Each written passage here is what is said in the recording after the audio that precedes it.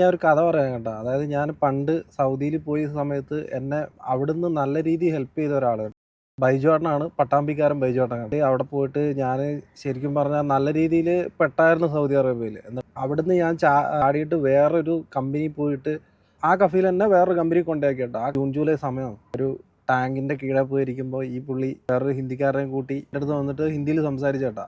ഏട്ടാ എന്നോട് ചോദിച്ചു, നീ എവിടുത്തുകാരനാണ് എങ്ങനെയാണെന്നൊക്കെ ചോദിച്ചു. എൻ്റെ ഹിന്ദി കണ്ടപ്പോഴത്തേക്കും പുള്ളിക്ക് കാര്യം മനസ്സിലാക്കി, മലയാളിയാണെന്ന് മനസ്സിലായി. അത് കഴിഞ്ഞിട്ട് എന്നെ കൂട്ടിയിട്ട് ഓഫീസിൽ പോയി എനിക്ക് വേണ്ടി സംസാരിച്ച് അത് കഴിഞ്ഞിട്ട് പുള്ളി എന്നെ കൂട്ടി റൂമിൽ കൊണ്ടുപോയി കേട്ടാ. പുള്ളീൻ്റെ റൂമിൽ കൊണ്ടുപോയി. അത് കഴിഞ്ഞിട്ട് അവിടെ നിന്ന് ഫുഡും പരിപാടിയൊക്കെ. ട്രെയിലർ എന്ന് പറയുന്ന സാധനം എനിക്ക് ഓടിക്കാൻ അറിയത്തില്ലാണ്ടായിരുന്നു ഞാൻ സൗദി അറേബ്യയിൽ കയറിപ്പോയത്. അപ്പോൾ അവിടുന്ന് എന്നെ വണ്ടി ഓടിച്ച് പഠിപ്പിച്ച ആള് ബൈജുവേട്ടനാണ് കേട്ടോ. സൗദി അറേബ്യ എന്ന് പറഞ്ഞു കഴിഞ്ഞാൽ എങ്ങനെയാണെന്ന് വെച്ച് കഴിഞ്ഞാൽ അവിടെ ട്രിപ്പ് ബേസ് ആണ് കേട്ടോ അവിടെ ശമ്പളം. അപ്പോൾ ആ പൈസക്കകത്ത് നമ്മളെ എണ്ണ അടിച്ചോളൂ, അതിൻ്റെ അകത്ത് നിന്ന് ബാലൻസ് കിട്ടുന്ന പൈസ നമ്മൾ എടുക്കണം. പുള്ളി അതിനകത്ത് സ്വന്തമായിട്ട് എണ്ണ അടിച്ച് എന്നെ വണ്ടി ഓടിച്ച് പഠിപ്പിച്ച് കേട്ടോ. അങ്ങനെയാണ് നമ്മൾ വണ്ടി ലെവലായത്.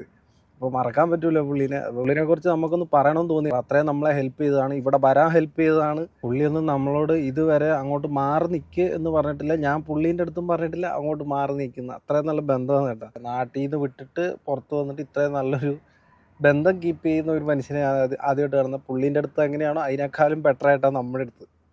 അപ്പം പറയണമെന്ന് തോന്നി, അങ്ങനെ ഒന്ന് പറഞ്ഞ കേട്ടോ. നമ്മളിപ്പോൾ ഉള്ളത് ജർമ്മനിയിലാണ്. ജർമ്മനി പാർക്കിംഗ് കിടക്കുകയാണ് കേട്ടോ.